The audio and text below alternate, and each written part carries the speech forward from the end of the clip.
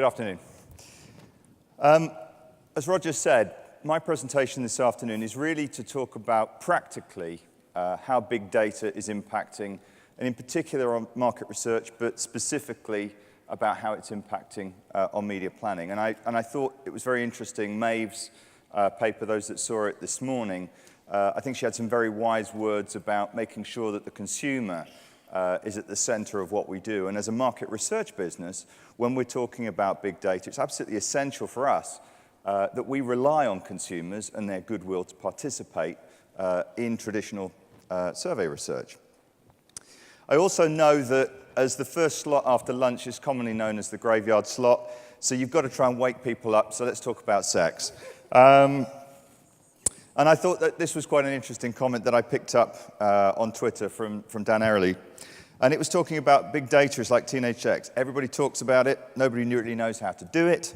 Everyone thinks everyone else is doing it, so everyone claims that they're doing it. And I thought what we'd try and do is to talk a little bit about this in practice. So I'll talk for a second about what it is. I think a lot of people know what big data is, but just to remind you. Also to talk about how it's impacting on media planning, some of the limitations of big data, and then wrap up with a couple of conclusions. So what's big data? Again, you can find thousands and thousands of different pieces of data here, which will demonstrate how much data is now being thrown off, often as a byproduct of people's interaction with the internet, whether that be through media, whether that be through retail, whether that be through store cards as well. It doesn't have to be necessarily all coming through the online component. And so this one just picks up on the dynamic change that we've seen over the last 10 years in this kind of data. 2003, we created 5 exabytes, which is a lot of data. And now we do that every single day. That was per year and now per day. And I think a lot of us are often being sold this dream at the moment that you can have one piece of, or one information stream or multiple information streams that all come together to give you this wonderful, all singing, all dancing capability where you can link together all the different touch points that you have with the consumer, whether in terms of their purchase, and link it through all of the different touch points that you have when you want to communicate with those people. And at the moment, I still think that is a little bit of a dream, but there are one or two areas where it's beginning to become a reality. And just thinking generally, I mean, again, you see some quite interesting data like this. This is 2 disparate data sets being pulled together. And this is an example of, fast data. If you need to know what's happening with auto sales, then this fear index, this is US data, this fear index is quite a good way of actually predicting what's going to happen with auto sales. So you get an early read on what's happening with auto sales. So it can be useful, and it can be very practical. But how are we using it in terms of media planning? I mean, we measure television in over 30 markets around the world, and most markets that we work in, we use what's known as a people meter. Most people in the room are familiar with the people meter. It's been around for over 30 years. It's a box that sits on top of your television set, and then you have a handset that tells you that a person is watching the set. We don't see that changing. I don't think we see that necessarily ever going away. It may do one day, but not in the near future. But what we do see are new data sets coming in to enhance that measurement. And it's what we call RPD, or return path data, using the return path, in this case, from the set-top box, to enhance the information that we collect from the traditional people meter panels. As well as giving us benefits like passivity, because we can collect the data without a respondent having to participate in the interaction. It also has a host of other potential benefits. It also gives us potentially a head start on cross-platform measurement, because whilst we can actually track down what device, in many cases, people were using to consume the content. It also gives us very rich data as well that we can then enhance with other data sets. So data integration becomes a very real possibility in this context, which is somewhat limited in the context of the people meter service. So this is a piece of work, this is a case study that we worked on, and this is actually taking data from DirecTV. So this is DirecTV data from the United States. We run a panel, an opt-in panel of 100,000 DirecTV homes. And then what we've done is to match that with the store card records of about 50 million households across the United States. And what it gives us, obviously, is at household level interaction between whether that household was exposed to a commercial and indeed whether they then went on and consumed, or whether the ad actually hit the right target. And this is a piece of work that we do for Direct in order to allow them to give a guarantee to advertisers. So we, in this case, are playing the referee for DirecTV and looking at a linear campaign and addressable campaign. So the key thing here is to focus on what this rather cryptic H's with WCMs, which is households with weight-conscious mothers. So this was actually a cereal brand. It was a cereal brand targeting weight-conscious mothers. And I think it's quite interesting here to see what happened in terms of the linear campaign versus the addressable campaign. And then you can see there, really, from the linear campaign, something like 62%, if you could benchmark it against the addressable campaign, of those impacts were actually against the wrong target audience or outside the target audience. So you can see a potentially substantial lift in terms of what we're able to do in terms of addressing ads to the right households. There is a typo on this chart. That should say online behavioral data. But it's, again, our world is changing. We're moving from being a market research company where traditionally we go out and we ask people lots of questions, and then we run it through a computer, and then we provide tables or software solutions and feed data back. Increasingly, what we're doing now is integrating that with behavioral data. So I'm just going to give you a couple of examples of how we're working with behavioral data. And this is an example that we've launched. This is a service we've just launched in the UK. So TGI is a large survey. It's been around a long time in over 70 markets around the world. And we collect information about people's broad-based behavioral activities in terms of what they do in terms of media, what products and brands they buy, their attitudes. It's a very broad-based, survey-based solution. And what we've done in a number of those households is to add technology. So we've added a software meter to those households in order to capture, again, passively, what information, what sites they've been to, where they've been browsing across the web. And we've then linked that information and modeled it back across the whole of that TGI population. And it means that you can start, if you're going to do a more traditional media plan, if there can be such a thing as a traditional media plan in online, but if you are going to actively plan, as opposed to go down a programmatic route, you could actually pick off an audience of people who are light TV viewers and, in this case, users of low-fat yogurts. So I can tell you, where you're more likely to find those people. I can show the sites where you're more likely to find those people. Now, that's potentially quite interesting, isn't it? But we've got predictive behavioral targeting. We know that if somebody's gone to a car website, then they're more likely to be interested in cars, and we might serve them a car ad. The difficulty comes, and of course this is the challenge broadly across the online industry, is how do we target people in packaged goods? How do we, when we want to sell display ads on the web, how do we find people who are in that target audience? We believe that this is certainly one of the ways in which we can begin to try and do that. The second way, and this is a bit of a sneak preview, in effect, you're the first people to hear this publicly, that we are launching a service with one of our sister companies called iBehaviour. This is in the UK only to begin with, but we'll expand internationally if it's successful. And what we're doing here is to take the TGI information and then to match that information against iBehaviour's cookie pool. What we're then able to do is to find people who are common to both data sets. And then from that, we find lookalikes within that cookie pool. And we're able to target those people in terms of their advertising based off the information that we've got from TGI.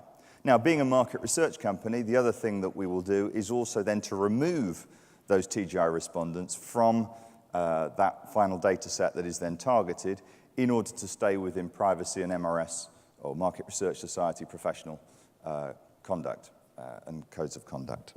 So we think this is a very interesting area. So we're trying to tackle it one end from, if you like, the broader planning perspective, and then we're also coming at it perhaps from the other end by looking at it from a programmatic standpoint. And iBehavior is the first company that we're working with in this space, but I don't expect it to be the last, and we're very open-minded as to how we move forward in that particular area. Again, there are lots. We increasingly are requested by our clients and other third parties to start putting our data into a lot of these tools, big dashboards, integrated tools. They often look a bit like that. So this is one from one of the agency groups, and this is pulling in data from about 15 different sources, including our own. And again, they're interesting tools, and it provides a lot of information. You can look at things side by side, and that's great in a way. And in some cases, you can begin to see causality or inferences across the data. The challenge from my perspective is that all the data is flat in the sense that all the data is treated equally.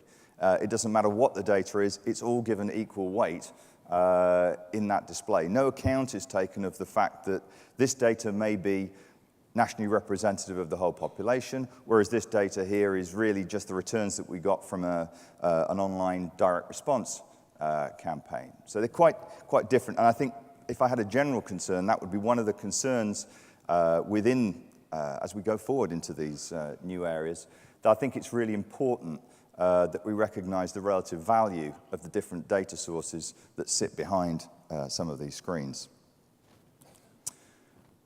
And I think that is one of the limitations of big data, and there are others. I mean, again, I showed you a good example of general data being linked together. This was another example that somebody showed me recently, which was taking data from Foursquare, which gave the impression of this able to produce a fantastic, I hope they're not in the room, a fantastic map of how people traveled around Thanksgiving. But in practice, we know that you would think from this that the whole of the US was on a plane during Thanksgiving. The fact of the matter is 90% of those journeys actually are made by car. And so it can be really quite misleading to go down some of these routes. I think the other thing, again, that we think is really important around behavioral data and big data, yes, there is a huge amount of it. It's enormous, and in theory, you can do an awful lot with that data. What the problem with big data, what it typically will not do, is tell you why somebody is doing what they're doing. So again, you know, we hear lots of scare stories about why we should all pack up now in the market research industry and all go home because it can all be dealt with by behavioral data. The fact of the matter is that big data very rarely addresses the why question. And again, I use this simply to raise the point.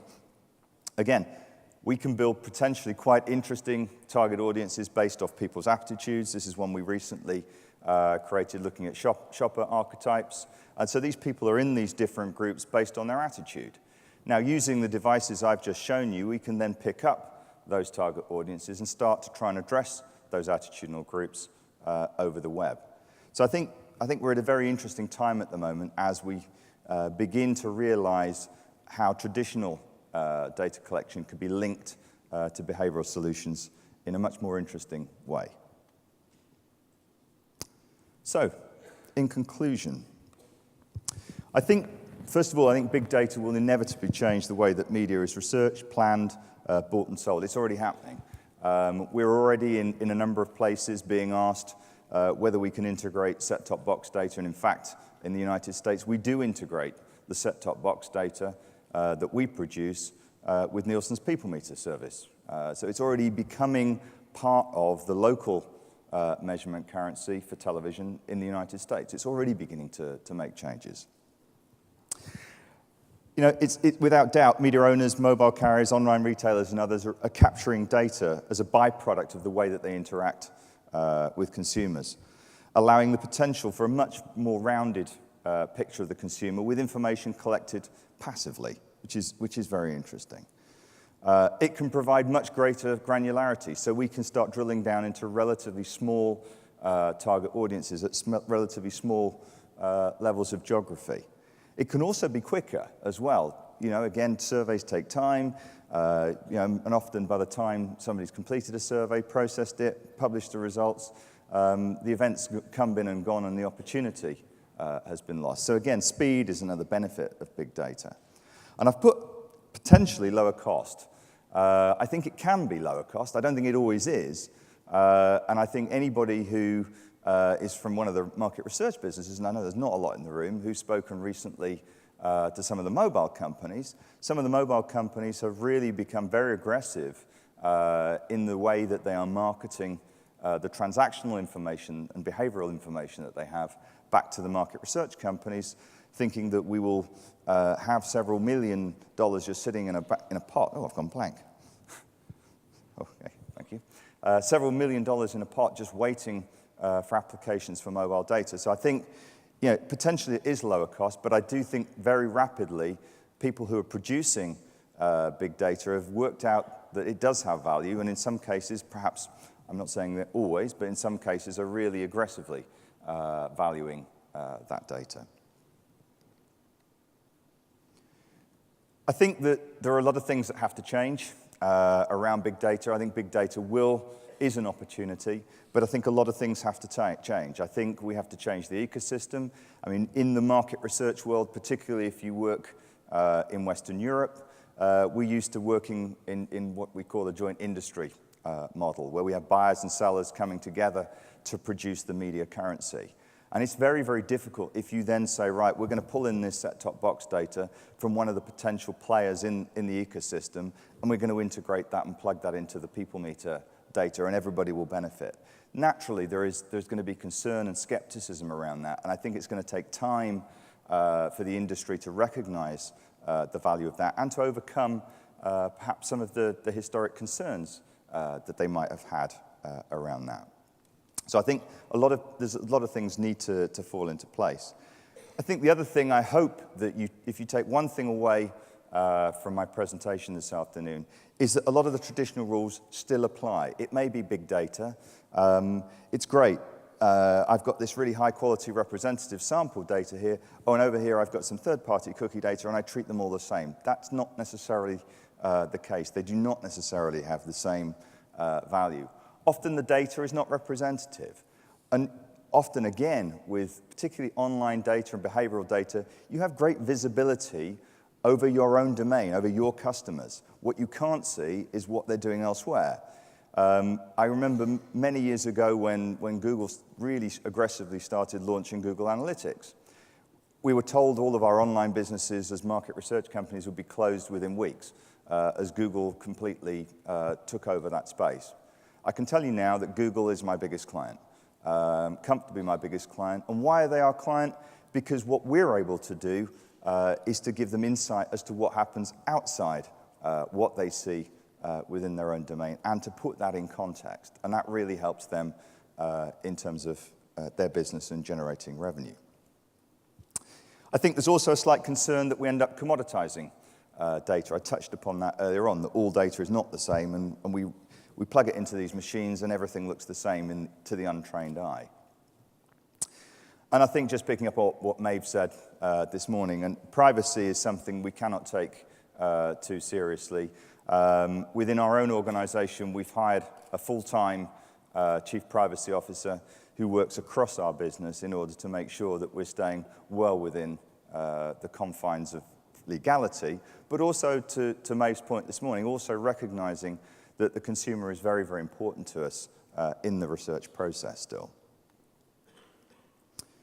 So, conclusion, I think big data is a very promising area, and it's creating new approaches to buying and selling media in more creative and more connected ways.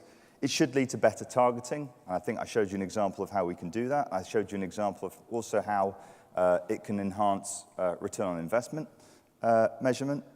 But I think also as an industry, we have to manage this process carefully and professionally. And I think there will be a change as we go through the next couple of years, as this whole area becomes more professionalized and there are more rules and common approaches to doing this. Or back to Twitter again, and this was another tweet from under the original one. I think big data without clear thinking is like doing it without protection. Thank you very much.